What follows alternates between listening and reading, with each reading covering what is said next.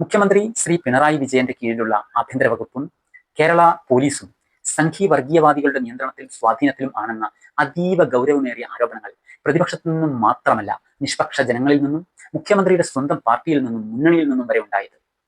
CPM മുഖ്യമന്ത്രിയുടെ ഏറ്റവും അടുപ്പക്കാരനായ സംസ്ഥാന ക്രമസമാധാന ചുമതലയുള്ള police ADGP MR Ajith Kumar തന്നെ 2023 മെയ് 22-ന് ഔദ്യോഗിക വാഹനത്തിൽ ചെന്ന് തൃശൂരിലെ പ്രമുഖ ഹോട്ടലിലെ അടച്ചിട്ട മുറിയിൽ RSS അഖിലേന്ത്യാ സീനിയർ നേതാക്കളായ ദത്താത്രേയ ഹൊസബാലയെയും 2023 ജൂൺ 2-ന് റാം മാധവിനെയും കണ്ട് രഹസ്യ ചർച്ചകൾ നടത്തിയതും അതേ ADGPയും തൃശൂർ SP-യും ചേർന്ന് തൃശൂർ പൂരം കലക്കാൻ കൂട്ടുനിന്ന് BJPക്ക് വേണ്ടി സുരേഷ് ഗോപിയെ തൃശൂർ പാർലമെന്റ് മണ്ഡലത്തിൽ നിന്ന് 2024 തിരഞ്ഞെടുപ്പിൽ ജയിക്കാൻ അവസരമൊരുക്കിയെന്ന ഗുരുതര ആരോപണവും കേരള പോലീസ് സംഘ് പരിവാർ വർഗീയ ബന്ധത്തിന് വ്യക്തമായ തെളിവുകളാണ്.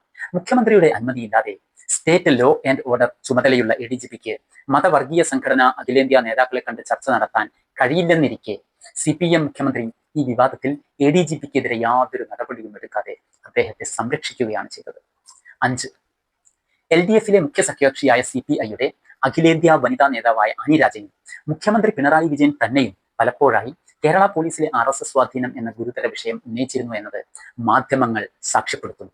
CPM സ്വതന്ത്ര MLA ആയിരുന്ന PV അൻവറും ഇതേ ആരോപണം ശക്തമായി ഉന്നയിച്ചിട്ടും പ്രസ്തുത ADGPക്കെതിരെ യാതൊരു നടപടിയും മുഖ്യമന്ത്രി എടുത്തില്ലെന്നും മാത്രമല്ല അതിന്റെ പേരിൽ MLAയെ LDFിൽ നിന്ന് പുറത്താക്കുകയും ചെയ്തത് ആഭ്യന്തര വകുപ്പും സംഘി വർഗീയവാദികളുടെ നിയന്ത്രണത്തിലാണെന്ന ആരോപണത്തിൽ കഴമ്പുണ്ടെന്ന് തെളിയിക്കുന്നു.